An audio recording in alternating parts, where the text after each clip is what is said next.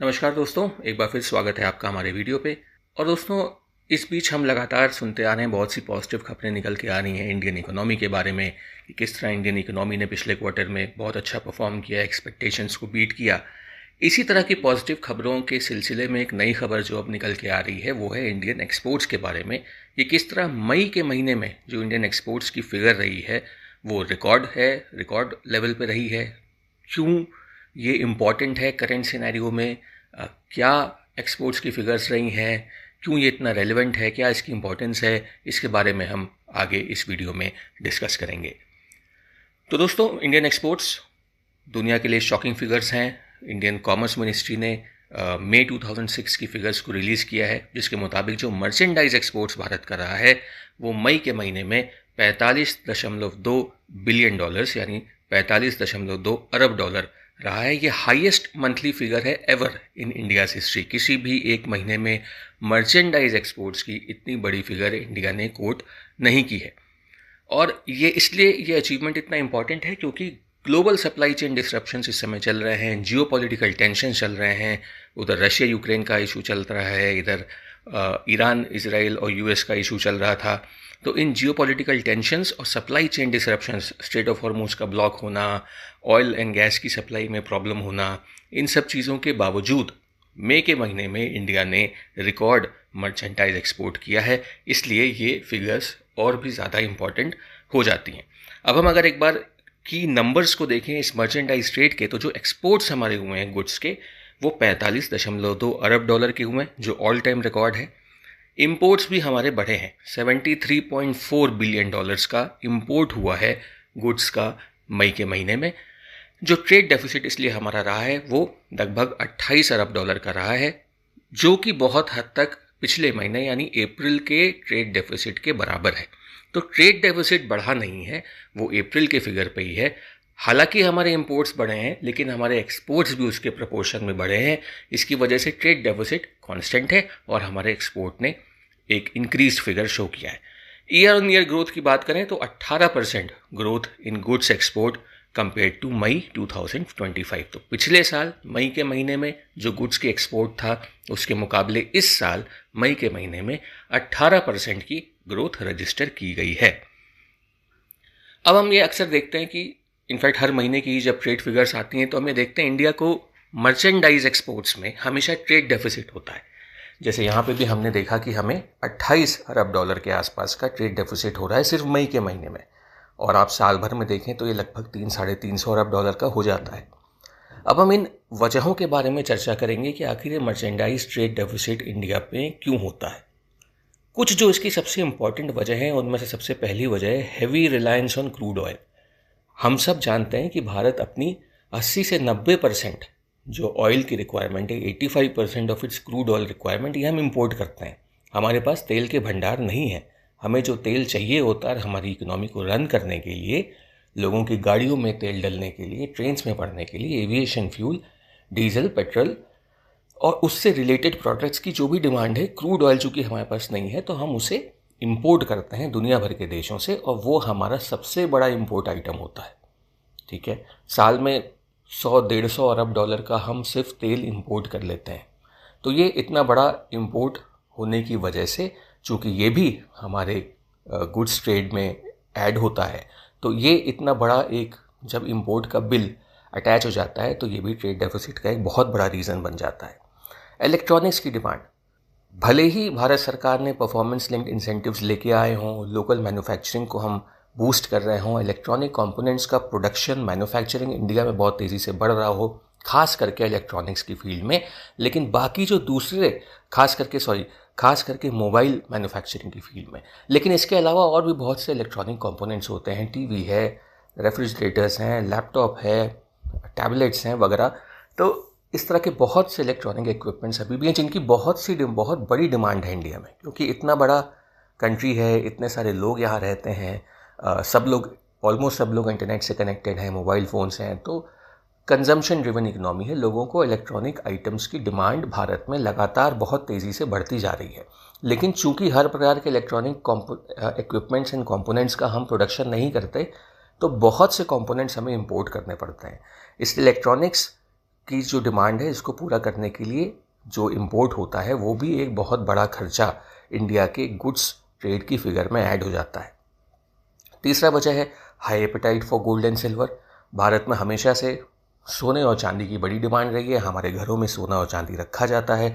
कोई त्यौहार होता है, कोई ओकेजन होता है, शादी वगैरह के मामले होते हैं तो उसमें गिफ्ट के तौर पे सोना दिया जाता है, चांदी दिया जाता है। तो सोने और चांदी की डिमांड भारत में बहुत है। हमारे पास कोई ऐसी बड़ी माइंस नहीं है जहाँ से बहुत सोना या चांदी हम प्रोड्यूस करते हो, तो ऑब्वियसली हमें ये सब चीज़ें भी बाहर से इम्पोर्ट करनी पड़ती हैं। इन तीनों जो आइटम्स के बारे में हमने बात किया, क्रूड ऑयल ये हमारे पास है नहीं तो हमें इंपोर्ट करना ही पड़ेगा। तो ये और इसकी डिमांड भी लगातार बढ़ती जा रही है, लोग बढ़ते जा रहे हैं, गाड़ियाँ सड़कों पर बढ़ती जा रही हैं, तो क्रूड ऑयल की डिमांड भी बढ़ती जानी है।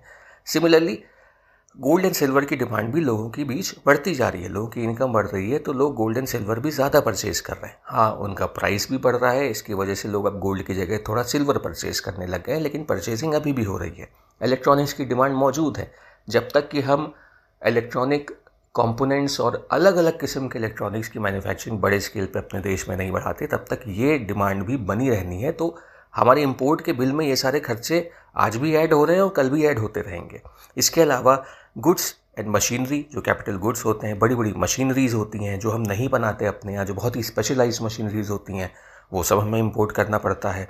इसके अलावा स्ट्रक्चरल मैन्युफैक्चरिंग चैलेंजेस रहे हैं भारत में कि हमेशा से हिस्टोरिकली हमने low cost labour intensive manufacturing पे ध्यान नहीं दिया है। यानी कि जैसे चाइना में हम देखते हैं बड़ी बड़ी फैक्ट्रीज हैं जहाँ पे लोग बड़े पैमाने पे काम कर रहे हैं और क्या बना रहे हैं, सिर्फ स्टफ टॉयज़ बना रहे हैं या सिर्फ कपड़े बना रहे हैं, ठीक है, या सिर्फ चमड़े का काम कर रहे हैं। इस तरह के लो कॉस्ट लेकिन वेरी लेबर इंटेंसिव मैन्युफैक्चरिंग पे हमने फोकस नहीं किया है।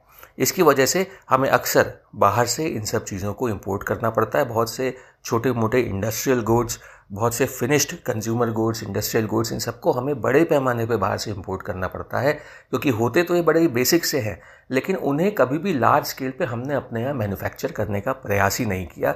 और बहुत सी साउथ ईस्ट एशियन कंट्रीज़ ने और चाइना ने खास करके बड़े पैमाने पे in large scale manufacturing houses को इस्टेब्लिश किया, जिसकी वजह से बहुत से लोगों को रोज़गार मिला और उनके एक्सपोर्ट्स की फिगर भी बढ़ी।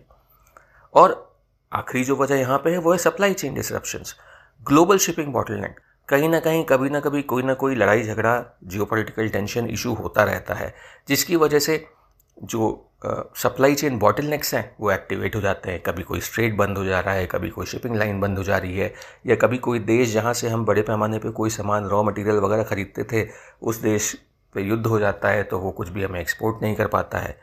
तो इस तरह की वजहों से अक्सर फ्रेट के प्राइसेस बढ़ जाते हैं, लॉजिस्टिक्स की कॉस्ट बढ़ जाती है और इन सबसे एक नेगेटिव इम्पैक्ट पड़ता है हमारे एक्सपोर्ट मार्जिन्स पे, जबकि इनबाउंड जो हम रॉ मटेरियल मंगा रहे हैं वो महंगे हो जाते हैं और एक्सपोर्ट्स के मार्जिन्स इस वजह से कम हो जाते हैं। इस वजह से भी जो ट्रेड डेफिसिट होता है वो हमारा बढ़ जाता है। तो ये सब कुछ बेसिक बहुत ही बड़ी वजहें हैं जो पूरी तरह से साइडलाइन नहीं की जा सकती और इस वजह से करेंटली इंडिया को एक बड़ा ट्रेड डेफिसिट होता है। और जब तक कि भारत बड़े स्केल पे मैन्युफैक्चरिंग और एक्सपोर्ट करना नहीं शुरू कर देता, तब तक भारत को ये मैन्युफैक्चरिंग से रिलेटेड ये मर्चेंडाइज और ये गुड्स के सेक्टर में ये ट्रेड डेफिसिट का सामना करना पड़ेगा। अब हम बात करते हैं इंडिया के सर्विसेज ट्रेड की, जो कि इंडिया की रियल स्ट्रेंथ है, क्योंकि भारत ने शुरू से ही सर्विसेज सेक्टर पर बड़ा ध्यान दिया। सर्विसेज की एक्सपोर्ट की फिगर है 36 अरब डॉलर, इंपोर्ट की फिगर है 19 अरब डॉलर।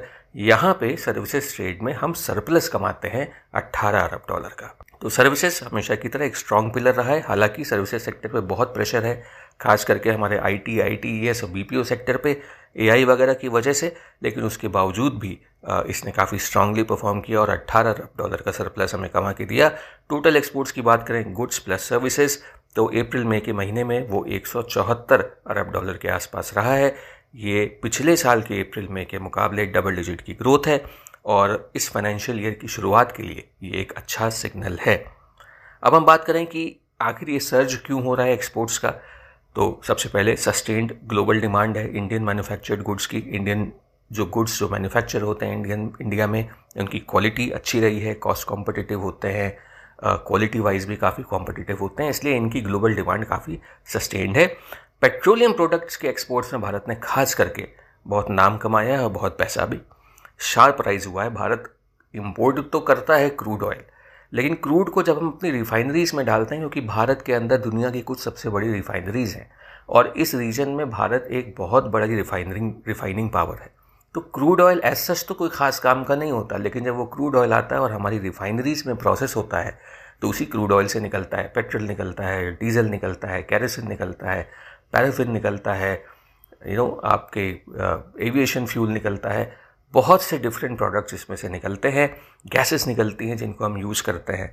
तो ये सब चीज़ें फिर भारत एक्सपोर्ट करता है दूसरे देशों को, ठीक है। तो इस पेट्रोलियम प्रोडक्ट्स के एक्सपोर्ट्स ने एक शार्प राइज देखा है। क्रूड ऑयल के प्राइसेस से जो एक्सपोर्ट्स की वैल्यू है हमारी वो बढ़ी है। तो हमारे इंपोर्ट्स तो महंगे हुए हैं क्रूड ऑयल की प्राइसेस बढ़ने की वजह से, लेकिन हमारे एक्सपोर्ट्स की वैल्यू भी इसकी वजह से बढ़ गई है। दूसरे सेक्टर्स जिन्होंने अच्छा परफॉर्म किया है वो इलेक्ट्रॉनिक्स, इंजीनियरिंग गुड्स, फार्मास्यूटिकल्स। तो पिछले फाइनेंशियल ईयर के मुकाबले इंडिया का टोटल एक्सपोर्ट 863 अरब डॉलर तक पहुंच गया था, जो कि उस समय का एक रिकॉर्ड था। उसके हिसाब से अगर ये जो ट्रेंड हम देख रहे हैं इस फाइनेंशियल ईयर में अप्रैल मई का, अगर वही ट्रेंड कंटिन्यू रहता है तो भारत बहुत आसानी से इस साल 970 से 980 अरब डॉलर तक पहुंच सकता है। और अगर ग्लोबल कंडीशंस और फर्दर इम्प्रूव होती हैं तो भारत का जो एक लॉन्ग टर्म टारगेट रहा है $1 ट्रिलियन के एक्सपोर्ट्स को टच करने का, वो भी शायद हम इस साल अचीव कर सकते हैं। तो अभी फंडामेंटल्स ऑफ इकोनॉमी की बात करें और सबसे important figure current account deficit में है या सरप्लस में है, इसकी बात करें तो जनवरी से मार्च का जो क्वार्टर रहा है 2026 का, उसमें एक करंट अकाउंट सरप्लस इंडिया ने रिकॉर्ड किया है $7.1 बिलियन का। ये बहुत बड़ी बात है और इन दी एंड सब चीज़ इस पे आ जाती है आपकी सिचुएशन बैलेंस ऑफ पेमेंट की क्या है और आपके करंट अकाउंट की सिचुएशन क्या है। करंट अकाउंट अगर आपका सरप्लस में है, सब कुछ मिला जुला के करंट अकाउंट में सब कुछ आ जाता है। सिर्फ आपके यहाँ मर्चेंडाइज और सर्विसेज के एक्सपोर्ट इंपोर्ट की फिगर्स हम नहीं लेते, बल्कि इसमें रेमिटेंसेस भी ऐड हो जाते हैं, इसमें दूसरी तरह की एक्सटर्नल जो इन्वेस्टमेंट हुए होते हैं वो ऐड हो जाते हैं, आपने जो इन्वेस्टमेंट किए होते हैं, जो डाइवेस्टमेंट्स हुए होते हैं, ये सब चीज़ें ऐड हो जाती हैं और इवेंचुअली जो फाइनल फिगर निकल के आती है उसके मुताबिक जनवरी से मार्च वाले क्वार्टर में भारत के पास एक करंट अकाउंट सरप्लस था $7.1 बिलियन का, जो भारत के बैलेंस ऑफ पेमेंट सिचुएशन के लिए अच्छा है, भारत की इकोनॉमिक फंडामेंटल्स के लिए बहुत ही अच्छा है, ह्यूज पॉजिटिव है ये।